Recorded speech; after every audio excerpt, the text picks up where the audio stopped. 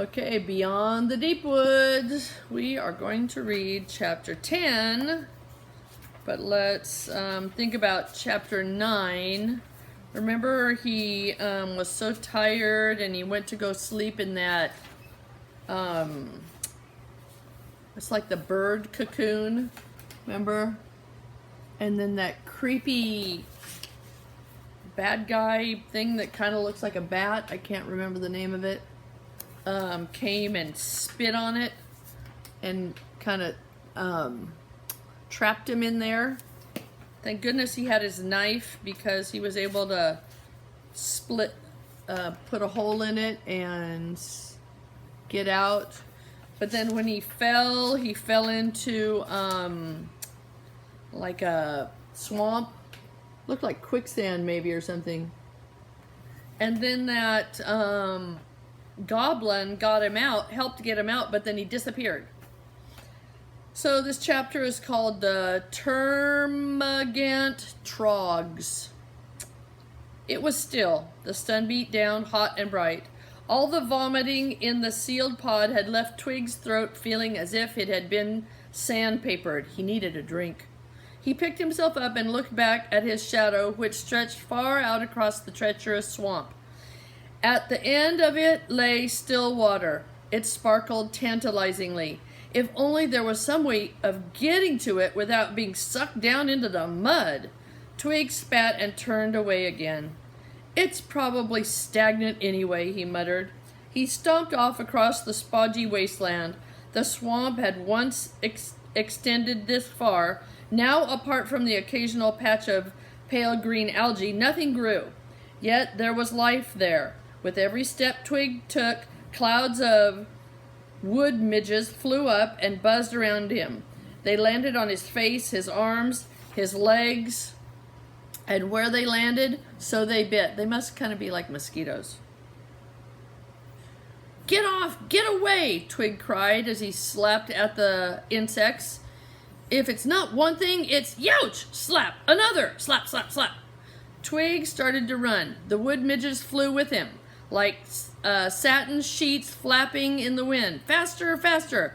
Past the bony skeletons of dead trees, headlong over the bouncy peat, stumbling, slipping, but never stopping, out of the desolate home of the evil rot-sucker and back to the deep woods.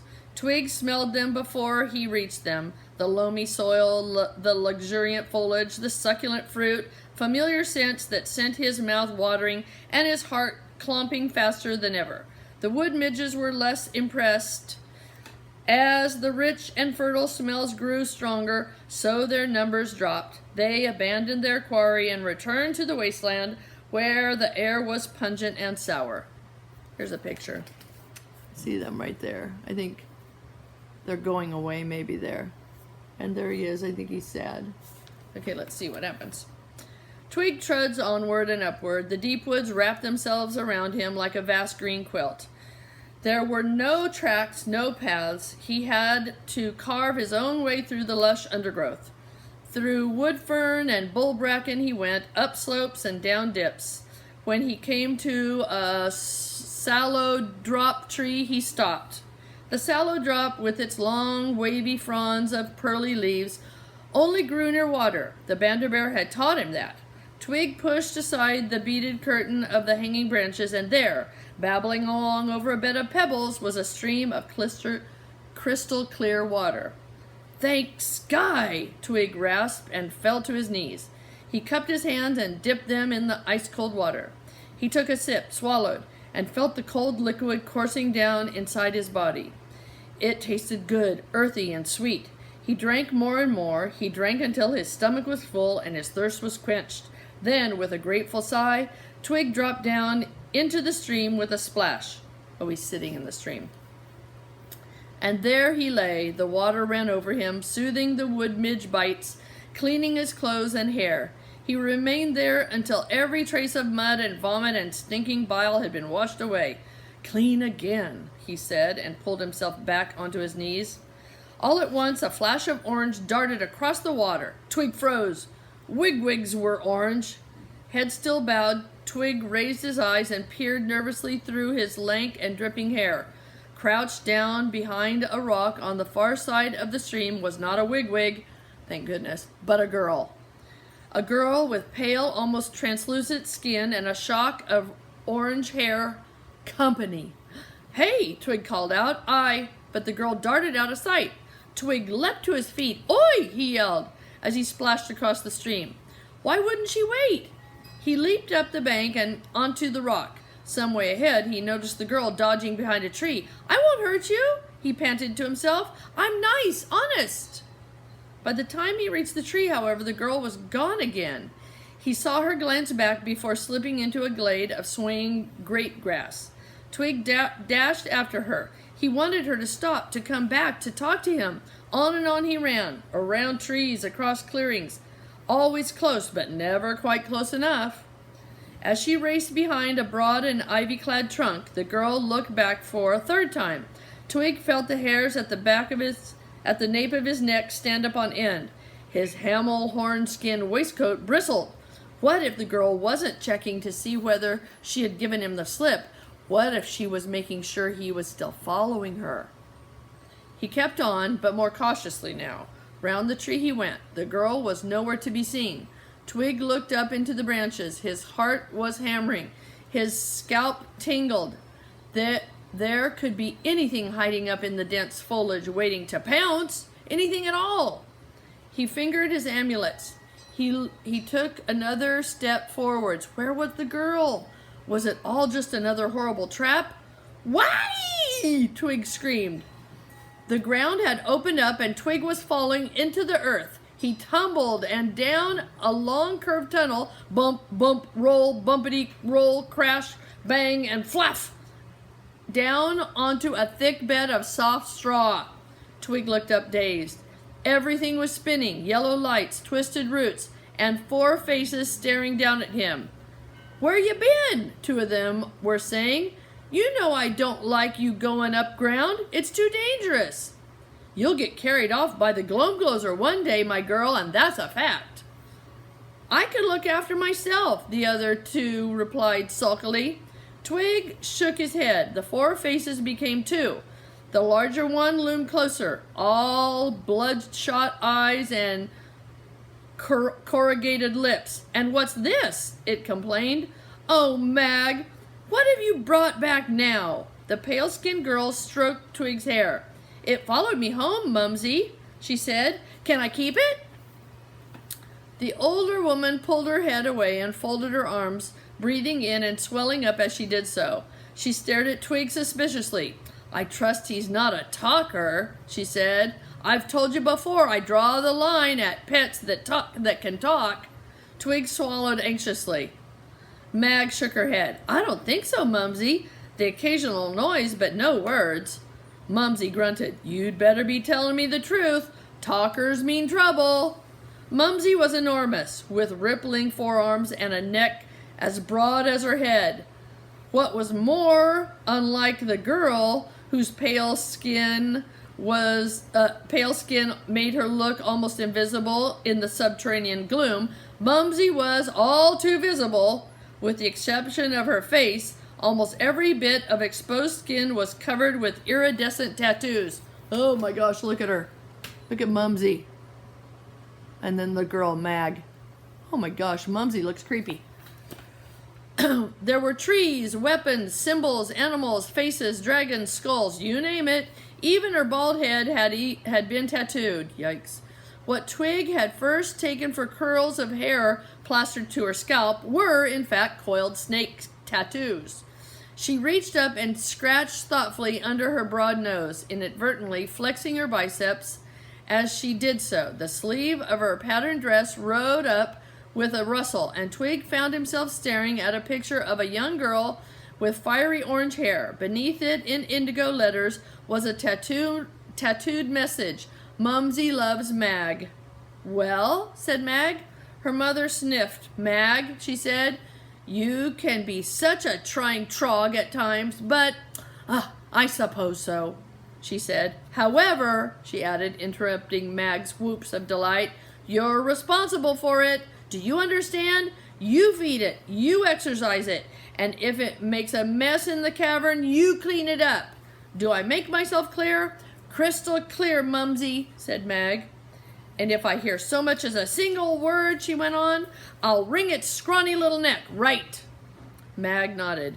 She reached forward and grabbed Twig by the hair. Come on, she said. Yow! Twig yelped and slapped her hand away.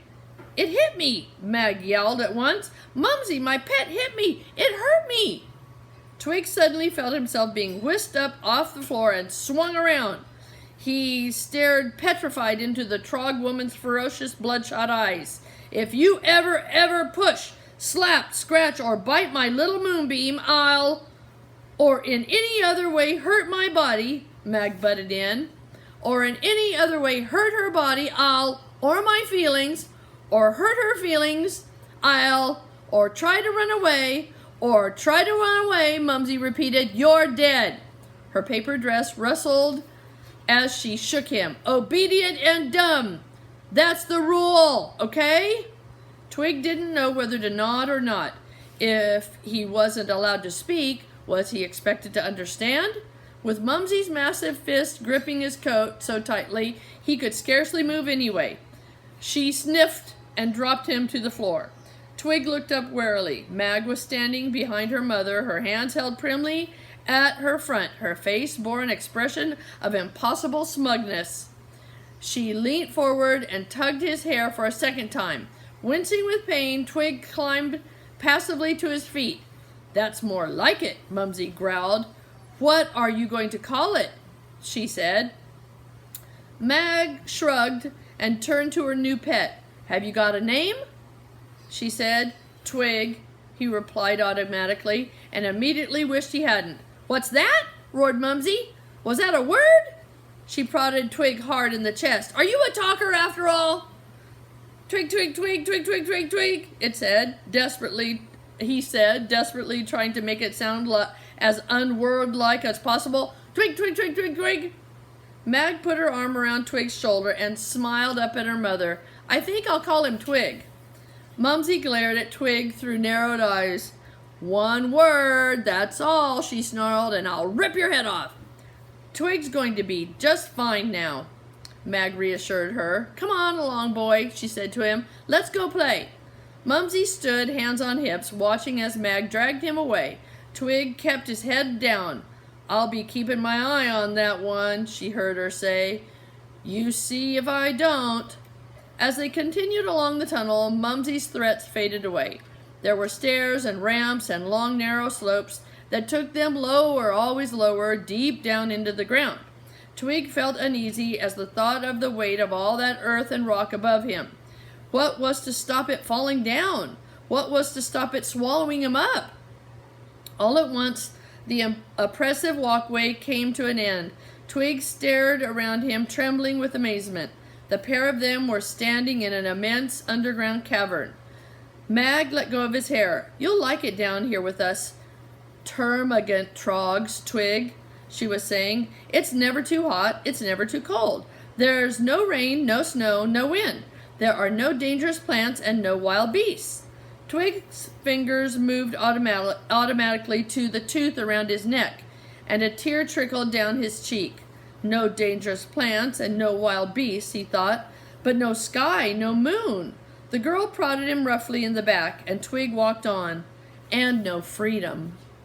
Like the tunnels, the cavern glowed with a pale light. Below his feet, the ground had been tramped flat under generations of trog feet. Above, the lofty ceiling towered over his head. Spanning the two, like knobbly pillars, were long, thick, gnarled roots. It's like a mirror image of the Deepwoods themselves, he thought, but the Deepwoods of winter, when the trees are stripped and bare. Bathed in the cavern's glow, the roots were gaunt and twisted, and Twig gasped. He'd been wrong. The light wasn't shining on the tree roots, but from them. Twig! Barked Mag sternly, as he ran for a closer look. White, yellow, mushroom brown, at least half of the long, thick roots were giving out a soft, pulsing glow. Twig placed his hand against one. It was warm and throbbed faintly. I'll show you a picture. See the roots? And there's the Deepwoods up there. There's the roots going down. That must be water right there, maybe. And then I think these are people in a line right there. Okay. Twig! Mag screeched. Heel! Twig looked around. Mag was glaring menacingly. Obedient and dumb, Twig remembered. He trotted over and stood by her side. Mag patted him on the head. Interested in the roots, are you? She said. They provide us with all we need. Twig nodded, but remained silent. Light, of course, said Mag, pointing to the roots that glowed. Food. And she broke off 2 nodules from some fibrous roots. One she popped into her mouth, the other she handed to Twig, who stared at it unenthusiastically. Eat, said Mag insistently. Go on. And when Twig still refused to put it in his mouth, she added sweetly, I'll tell Mumsy. The nodule was crunchy and juicy. It tasted of toasted nuts. Twig mumbled and licked his lips theatrically. Mag smiled and moved on. These we dry and grind for flour, she explained. These we pulp and turn into paper. These burn well. And this, she began, stopping next to a bulbous, flesh-colored root. Strange, she said, and frowned. I didn't know these grew wild. She turned to Twig and looked him up and down. Twig, she said sternly, you must never ever eat this type of root. A little further on, they came to a place where most of the vertical roots had been cut to form a clearing around a deep lake of dark water. Those roots which remained fanned out near the ground, domed and serpentine. In amongst them was a collection of huge capsules, each one separate from but connected to its neighbor. Rounded, buff-colored, and with small dark circular entrances, the capsules formed a mound up to 5 stories high in places. The trogcombs are where we live, said Mag. Follow me. Twig smiled to himself. Mag hadn't grabbed him by the hair. She was beginning to trust him. The capsules, Twig discovered, were made of a thick, papery substance like Mumsy's dress, only thicker.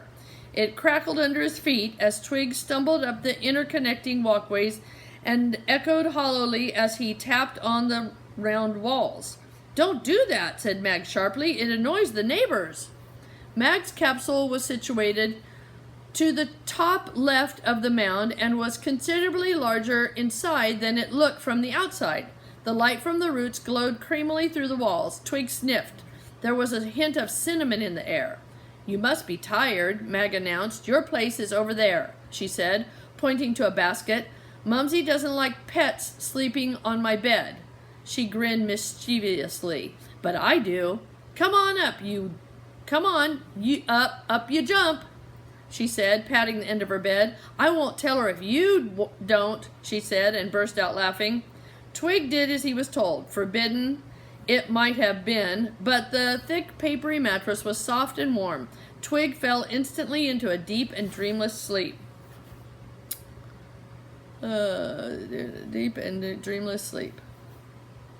Okay, some hours later, day and night had no meaning in the constant glow of the trog dwellings. Twig woke to the feel of someone patting his head. He opened his eyes. Sleep well? Said Mag brightly. Twig grunted. Good, she said, jumping out of bed, 'cause we've got loads to do. We'll do a spot of nodule collecting and root milk tapping for breakfast. Then, after we've cleaned up, Mumsy wants us to help with some paper making. So many of us girls have been turning termagant recently, they're running out of dress material. And then, if you're good, Mag continued without taking a breath, we'll go walkies. But first of all, she said, fiddling with his hair and running her fingers gently over his cheek, first of all, Twig darling, I'm going to make you look beautiful. Twig groaned and watched miserably as Mag busied herself in a small cupboard. A moment later, she was back carrying a tray full of bits and pieces. There, she said, placing it on the floor. Now come and sit in front of me. Reluctantly, Twig did as he was told. Mag took a soft gray lump of spongy root fiber and washed him with water she'd fetched from the lake earlier and perfumed with rose root. Next, she patted him dry and drenched him in a dark, spicy powder. When Twig sneezed, Mag wiped his runny nose for him with a handkerchief. It's the indignity of it all, Twig thought, as he turned his head angrily away. Now, Mag chided him. We wouldn't want Mumsy to hear that you've been a naughty pet, would we? Twig fell silent and remained so as Mag picked up a wooden comb and began to tease the tangles from his matted hair. You've got nice hair, Twig, she said, thick and black. She tugged viciously at a stubborn knot, but very tangled. Why under earth did you let it get into this state? She tugged again. Twig winced, his eyes watered, and he bit into his lower lip until the blood came, but he didn't make a sound. I brush my hair twice a day, said Mag, throwing back her bright orange mane with a toss of her head. She got closer to Twig. Soon, she whispered, it will fall out, every single hair, and then I too will turn termagant, just like Mumsy. Twig nodded sympathetically. I can't wait, Matt exclaimed to his surprise. A termagant? Can you imagine, my little Twig darling? She laid the comb down. No, she said, of course you can't. But then, that's because you're a male, and males... She stopped to uncork a small bottle and poured some thick yellow liquid into the palm of her hand. It was sweet, yet pungent, and as she rubbed it into Twig's hair, his scalp tingled and his eyes began to smart. Can't be termagants. She paused again, then selected a small bunch of hair from the rest. She split it into 3 thin locks and began to braid it. Mumsy says it's all because of the root, the mother blood oak, she said reverently. Twig shuddered at the very mention of the blood-thirsty, flesh-hungry tree, which had so nearly taken his own life. He stroked his hamel-horn skin waistcoat gratefully. So look, she's making pigtails on him all over the place, little braids. It's that pinky root we saw on our way here, Twig, she said, as she threaded beads into the finished braid. Do you remember? The one I told you never to eat? It's poisonous for males, you see. Deadly poisonous, she said in a hushed whisper. Though not for us females, she added. Twig heard her chuckle as she separated a second bunch of hair. It's the wood sap that makes Mumsy and all the others so big and strong. When the mother blood oak courses red, the termagants shall be fed. That's how the saying goes. Twig flinched. When the mother blood oak courses red, that was something he knew all about. His stomach churned queasily as Mag continued to braid and beat his hair. Ooh, you are beginning to look pretty, Twig, said Mag. Twig grimaced. Of course, she went on thoughtfully, the trog males aren't happy with the situation. Horrible, scrawny, sneaky, weedy, weaselly individuals that they are, she said, screwing up her nose in disgust. She sighed. Still, they have their uses. After all, someone has to cook and clean. Thank Sky I'm just a pet, thought Twig. They tried to sabotage everything once, she went on, before I was born. Apparently all the males got together and tried to burn the mother blood oak down. The termagants were furious. Beat them black and blue, they did. They haven't tried anything since, she added, and laughed unpleasantly. Useless bunch of wasters. Twig felt 3 more beads being knotted into place. Anyway, said Mag more quietly, these days the main roots are well guarded. Her voice trailed away. There, she announced. Turn around and let me look at you. Twig did so. Perfect, she said. Come on, Twig darling. Let's go and see about that breakfast. Time passed as time does, though in the unchanging Trog cavern it was difficult to tell how much. Certainly Mag seemed to be forever clipping the nails on his fingers and toes, and the last time she had groomed his hair, she commented more than once on how long it had grown. Pampered and petted by Mag and the other Trog females, Twig's life with the termagants was pleasant enough, yet he found the subterranean world oppressive. He missed fresh air and the bite of the wind.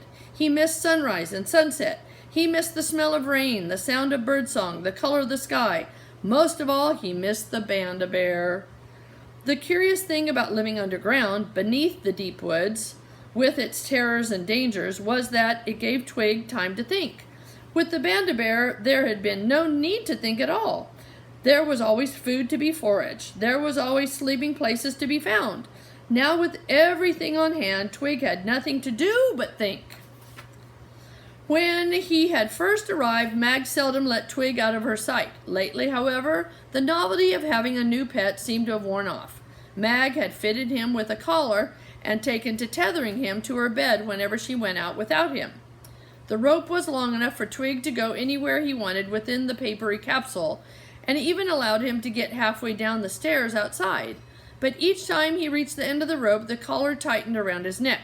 Twig was reminded that he was a prisoner, and his heart longed to return to the deep woods above. There he is with his hair. Perhaps he would finally find the path and return home to his family. Spelda would be overjoyed at her son returning from the deep woods.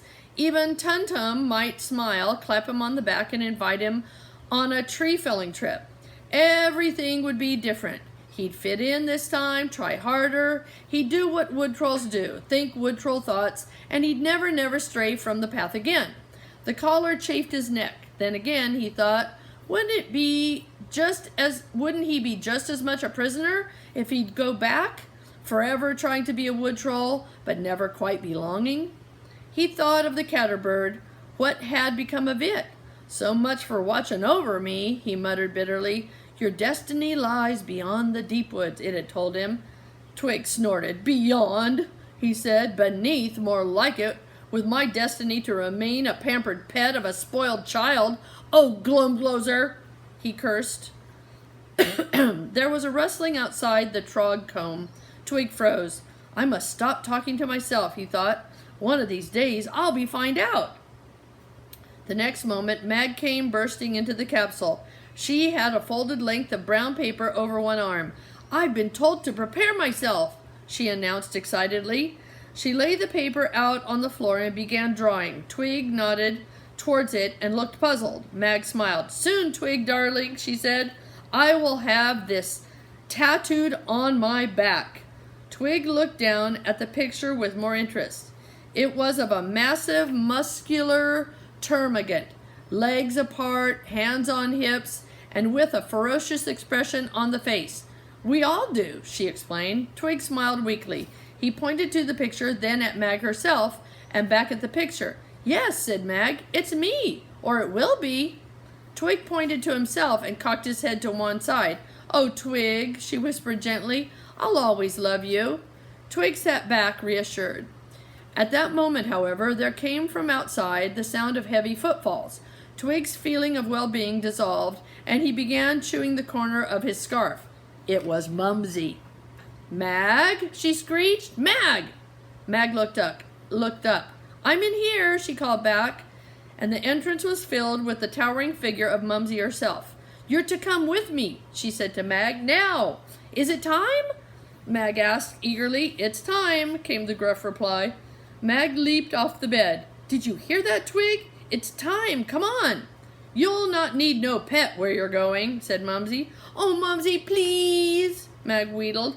I'm telling you, you won't want it there, not after. I will, said Mag defiantly. Twig looked from one to the other. Mumsy was scowling, Mag was smiling. You would like to come, wouldn't you? She said. Twig smiled back. Anything was better than more time spent tethered to the bed. He nodded his head vigorously up and down. You see, said Mag triumphantly, I told you. Mumsy snorted. You credit that animal with far too much sense. Please, Mumsy, please, Mag pleaded. Oh, if you must, said Mumsy wearily as she gathered up the painted paper, but you're to keep it on its lead. She rounded on Twig and fixed him with her bloodshot glare. And woe betide you if you do anything at all to spoil Mag's big day.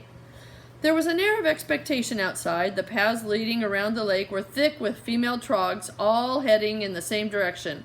Some were neighbors who Twig recognized, some were strangers to him. See how far they've come, said Twig delightedly. On the far side of the lake, they came to a high fence which formed a vast circular enclosure. Clusters of thin, listless males hung around the guarded entrance. They cringed and whimpered as Mumsy cut a swath through them. "Stay close, Twig," Mag snapped, and yanked at the lead. Together the three of them entered the enclosure. As they appeared, a roar of approval went up from the crowd assembled inside. Mag hung her head and smiled shyly. Twig was greeted by a sight that he could scarcely believe was real. Extending down from far above his head was an enormous set of roots which fanned out near to the ground to form an immense and lofty dome. Hand in hand around it stood the termagants, their tattooed skin bathed in the root's fleshy pink light. Mumsy took hold of Mag's hand. "Come," she said. Said one of the guards. "That creature can't enter the inner sanctum."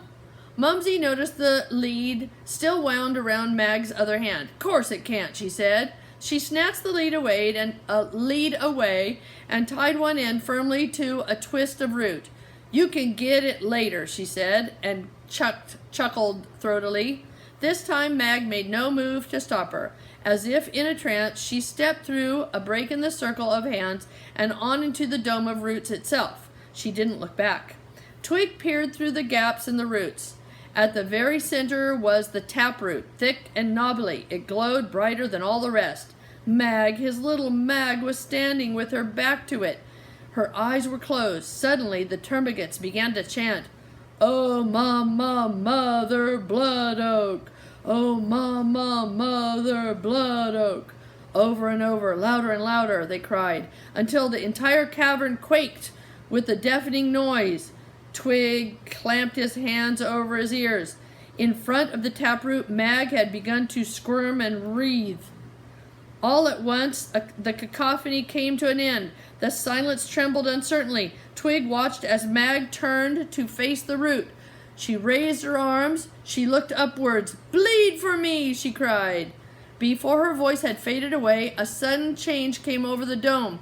The termagants gasped. Twig jumped away fearfully as the root he was tethered to abruptly changed color. He looked around. The whole vast network of roots was glowing a deep and bloody crimson. "Yes!" cried Mumsy. "The time is indeed upon our daughter Mag." She pulled a small object from the folds of her paper dress. Twig squinted to see. It looked like the tap from a barrel. She placed it against the pulsing red central root and hammered it home with her fist. Then, smiling at Mag, she pointed at to the floor. Mag knelt before the spout, raised her head, and opened wide her mouth. Mumsy turned the spigot, and a stream of frothing red liquid immediately gushed out. It splashed over her head and streamed down her back, her arms, her legs. Twig saw Mag's shoulders rising and falling in the crimson light. "She's drinking it," he shuddered. Mag drank and drank and drank. She drank so much that Twig thought she must burst. Finally, she sighed a deep sigh and let her head fall forward. Mumsy switched off the flow of liquid. Mag climbed unsteadily to her feet. Twig gasped. The thin, pale-skinned girl was beginning to expand. Upwards and outwards, her whole body was growing larger. The flimsy dress she had been wearing split and fell to the ground, and still she grew. Oh my gosh. Massive shoulders, bulging biceps, tree-trunk legs, and her head. It was already immense. Then suddenly the hair, that wild shock of orange cascading down to the ground. The transformation was complete. "Welcome," said Mumsy, wrapping the freshly painted dress around the newest termagant of the Trog Tavern. "Welcome," cried the circle of her termagant sisters. Mag turned slowly around in acknowledgement. Twig recoiled in fear. Where was the pale, thin girl who had loved him and looked after him? Gone? In her place was a fearsome and terrible termagant Trog. Once tattooed, she would look exactly like her mother. Oh my gosh! Let me show you the picture. Ah! Oh my gosh, she's very scary. Mag continued to look around. Their eyes met. She smiled. Twig smiled back. Perhaps she hadn't changed, inside at least. A thick, slobbering tongue, like a slab of liver, emerged from Mag's mouth and slurped over her corrugated lips. Her bloodshot eyes glinted. "You little piece of vermin!" she bellowed. Twig looked over his shoulders in horror. Surely she couldn't be addressing him. Not her pet. Not her Twig darling. "Mag!" he cried out. "Mag, it's me!" "Ah!" screamed Mumsy. "I knew he was a talker." "Yes," said Mag coldly, "but not for much longer." Twig felt the earth shaking as she pounded towards him. With trembling fingers, he tugged at the knot in vain. Mumsy had tied it far too tight. Twig gripped hold of the rope, placed both feet up against the root, and pressed back as hard as he possibly could. Nothing happened. "Don't even think of escaping," Mag roared. Twig shifted his grip and tried again. There was a crack, and he flew back through the air. The rope had held, but not the root. A frothing red substance oozed from where it had severed. "Ooh!" Mag raged.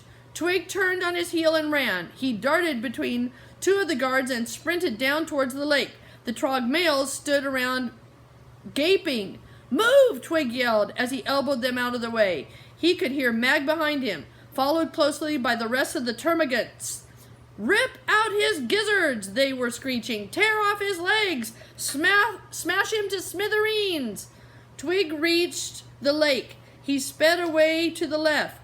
A group of half a dozen Trog males were standing in front of him. "Stop him!" Mag ordered loudly. "Catch that little beast!" Then louder still, when they simply stepped aside as Twig thundered past. "You pathetic little morons!" Twig glanced back over his shoulder. Mag was gaining on him. There was a look of terrible determination in her bloodshot eyes. "Oh, Mag," he thought, "what have you become?" Mag drew level with the Trog males. They were watching her askance, all, that is, apart from one. As Mag lumbered past him, he stuck out his leg. It caught Mag's foot. She stumbled, she lurched, she lost her balance and came crashing to the ground. There they are right there, look. He tripped her. Oh my gosh, look at him. Oh my gosh. How funny. Okay. Twig gaped with surprise. It had been no accident. Mag sprawled around and made a grab for the Trog male, but he was too agile for her. He leaped to his feet, limped out of reach, and looked up. Cupping his hands to his mouth, he called to Twig.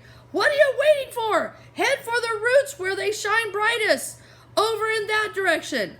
There was a wheedling, mocking tone to his voice. Twig looked around. "Well?" The Trog male gave a twisted smile. "Do you want to be skinned alive by your little mistress? Follow the wind, pampered pet, and don't look back."